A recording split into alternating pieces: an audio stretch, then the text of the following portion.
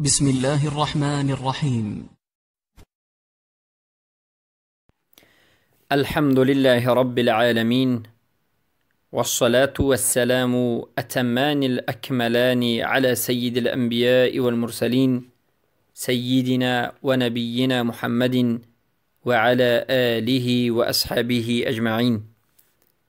أما بعد، السلام عليكم ورحمة الله وبركاته. بإذن الله سبحانه وتعالى این حلقه بیستم از آموزشی سیره مبارکه رسول اکرم صلی الله علیه و سلم می باشد و بإذن الله در این حلقه ما رضاعت رسول اکرم صلی الله علیه و سلم را به شما بیان خواهیم کرد.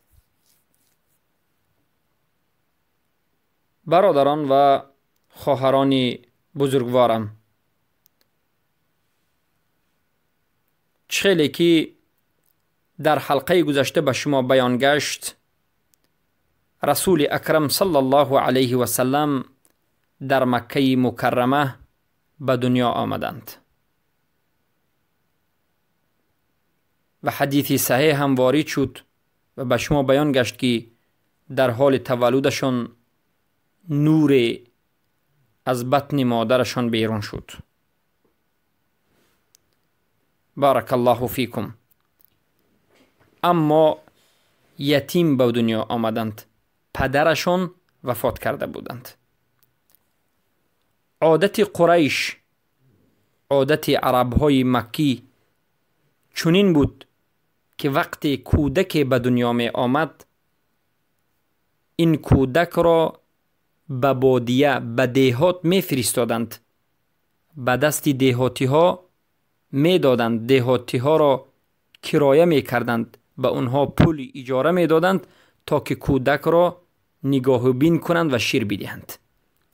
یعنی در دهات هم اگر یگان زن تولد کرده باشد، شیر ده باشد، به شهر می آمد و کودک را از شهر می گرفت و به دهات می رفت و این کودک را یک چند سال شیر می داد، تربیه می کرد و کلان می کرد. سبب این عمل در نزد عرب ها این بود که آنها می گفتند وقتی کودک در بادیه، در دهات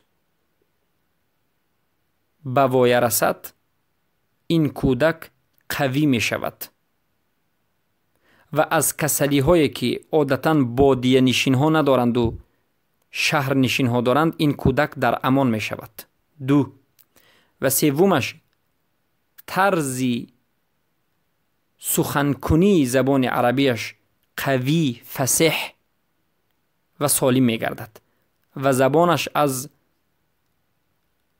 زبانهای خوب و واضح، یعنی از جمله خوب صحبت کنندگان می شود و از عیب و نقصان زبان از عیب و نقصان سخنکنی البته دور می شود. از همین سبب ها بود که بعد از تولد رسول اکرم صلی الله علیه و سلم، بابایشان شیبه عبدالمطلب به رسول الله صلی الله علیه و سلم نیز یک زنی را می گفتند که رسول الله را نگاه بینی بکند، دایگی بکند. پس چخیلی که اسحاق ابن راهویه روایت می کنند، رسول اکرم صلی الله علیه و سلم را به یک زنی که از بنی سعد ابن بکر است، بابایشان و مادر رسول الله می دهند تا که این زن رسول الله را تعلیم بدهد. و البته این زن را حلیمه بنت ابی ذؤیب گفته می شد که شوهرش حارث ابن عبدالعزل که لقبش ابی کبشه بود می باشد. پس بارک الله فیکم. البته روایتی که اسحاق ابن راهویه روایت میکنند و میگویند که این زن حلیمه بود، حلیمه بنت ابی ذؤیب بود، سعدیه، حلیمه سعدیه میگند، از بنی بکر، سعد بن بکر. این روایت ضعیف است. این روایت رو علما ضعیف نقل کردن. یعنی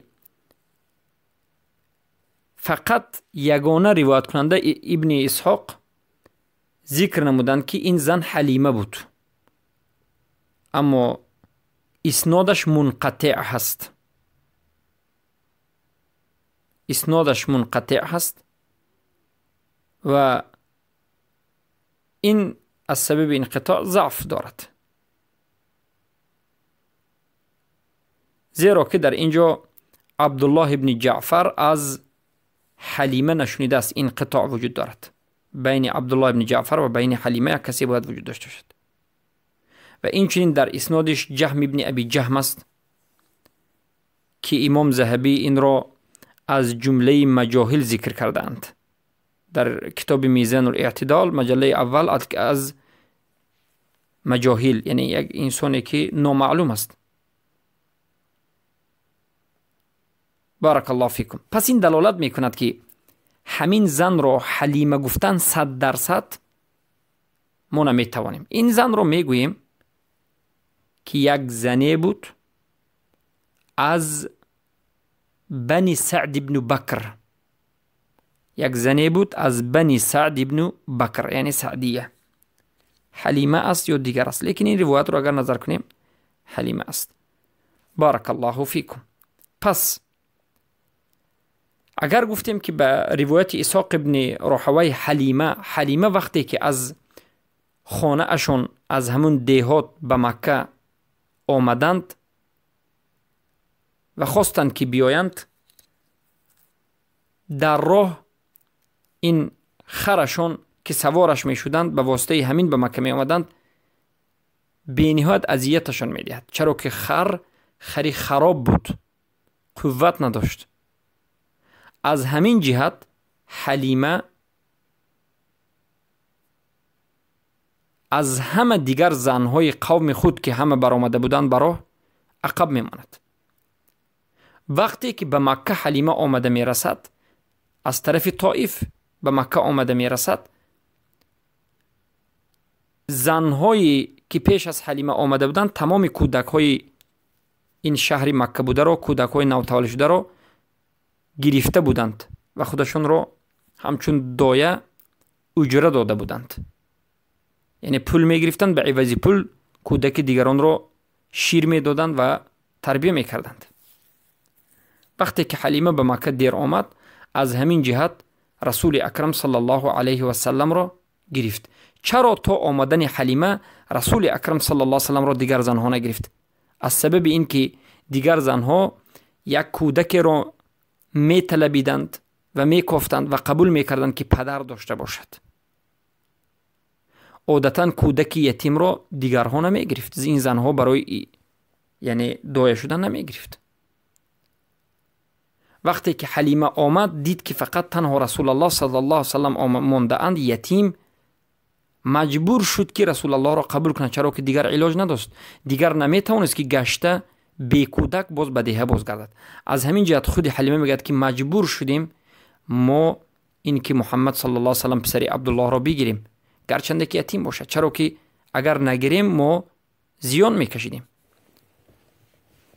ما گرفتیم، اما در حالت غمگینی بودیم که به ما یگان فرزندی پدردار بای به دولت نافتاد. گفت وقتی که محمد صلی الله علیه و سلم را گرفتیم، عادتا خری ما خود به خود یک قوه را پیدا کرد. خری که ضعیف بود قوه دار شد، در راه علف میخورد و میگوید چروایی که همراه ما بود که اصلا شیر نداشت، یعنی اینها وقتی که سفر میکردند با همراه خود چروای خود را، شتور یا گوسفند خود را میبرآوردند تا که از شیرش در سفر استفاده کنند بینوشند. طعامشان همین شیر بود و خرما بود.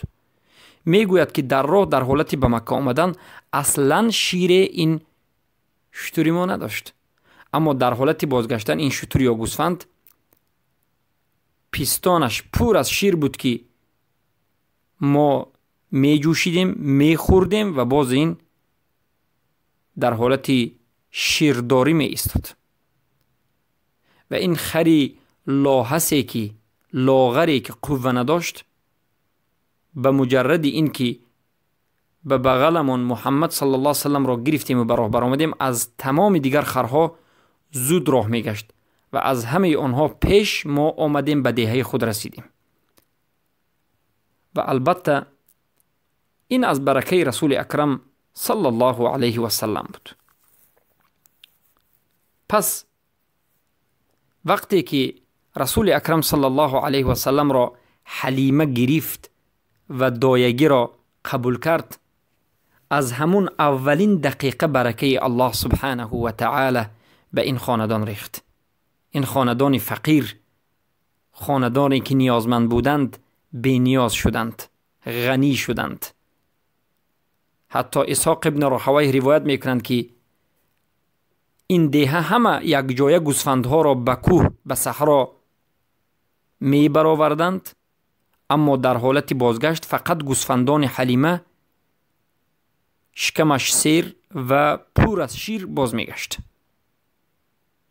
خود این مردمی بادیه نشین هم حیران میشدند که چرا گوسفندان حلیمه سیر است. برای همین فرزندان خود را امر میکردند که در جایی که گوسفندی حلیمه باشد، در همون جا گوسفندی ما هم باید باشد، همراه این گردد. اما با وجود همین گوسفند اونها گرسنه و لاغر، گوسفند حلیمه فربه، سیر و با شیر باز میگشت.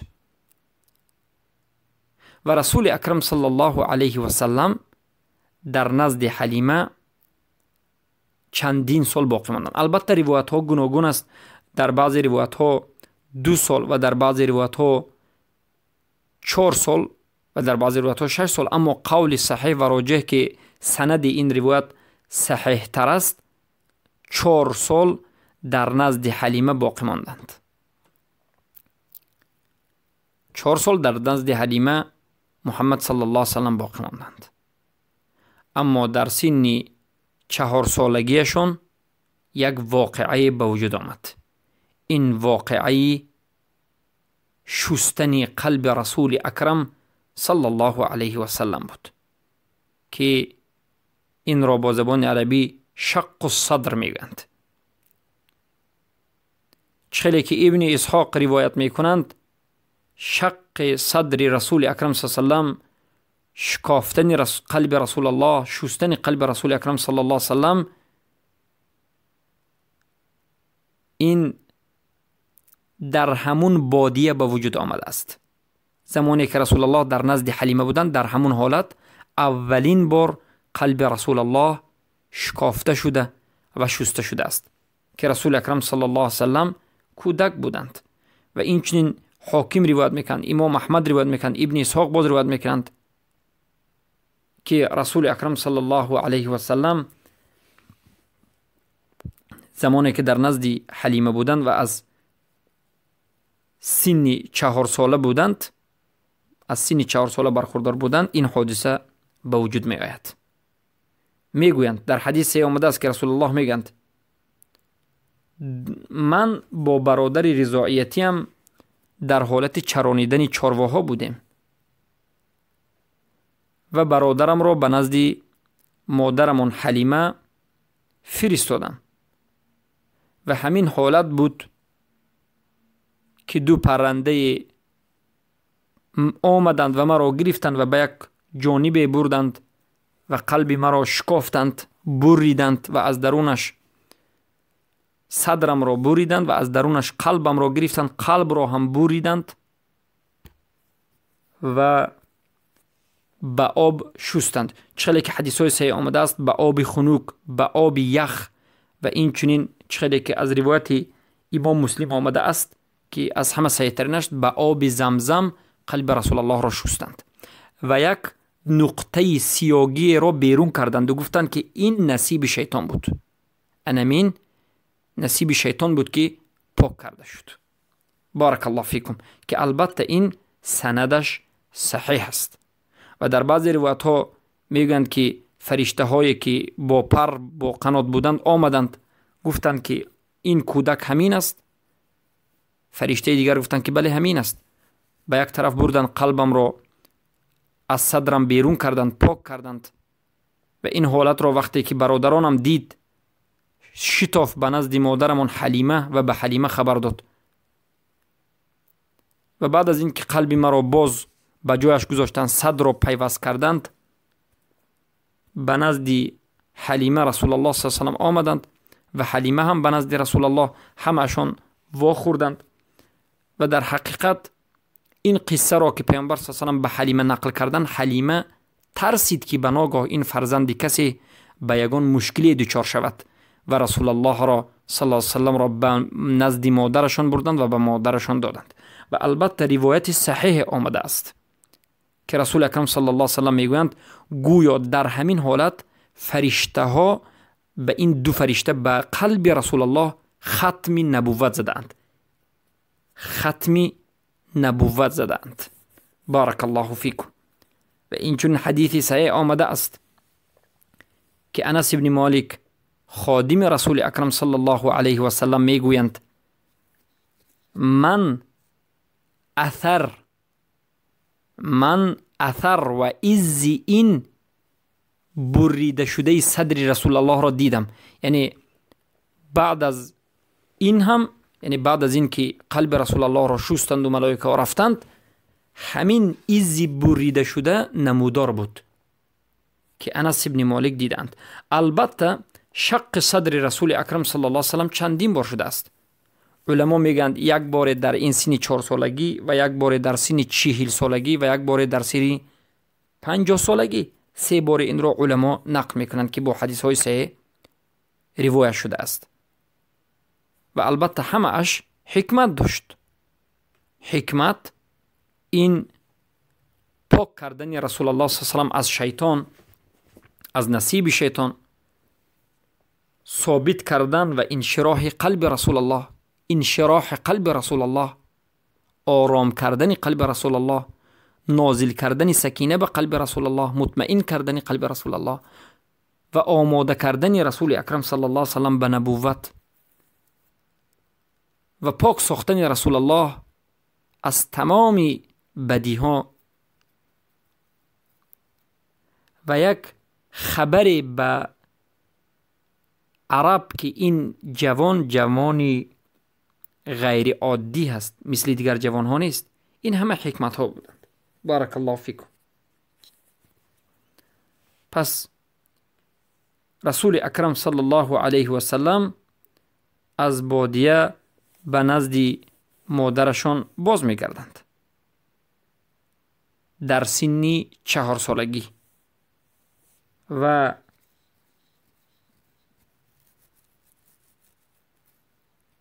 بعد از این با همراهی مادرشان تا وفات مادرشان زندگی میکنند. این بود مسئله شق صدر رسول اکرم صلی الله علیه و سلم و مسئله استرضاع یا که رضاعت رسول اکرم صلی الله علیه و سلم. اما حکمت از شق صدر، بریده شدن و شکافتن صدر رسول اکرم صلی الله علیه و سلم چی بود؟ علما میگن اولا این اعلام بود، یعنی یکی از آشکار کردن علامت های رسول اکرم صلی الله علیه و سلم بود و آماده کردن رسول اکرم صلی الله علیه و سلم به آینده بود، به آینده بزرگی. بارک الله فیکم. و دوما الله سبحانه و تعالی رسولش را از تمام بدی ها نجات داد و تمام خوبه ها را نصیب کرد و البته این رحمت الله سبحانه و تعالی به نبیش و رسولش بود صلی الله علیه و سلم. پس با همین رضاعت رسول اکرم صلی الله علیه و آله در نزد حلیمه به پایان رسید و به سبب شق الصدر به نزد مادرشان بازگشتند. بارک الله فیکم و جزاکم الله خیر الجزاء.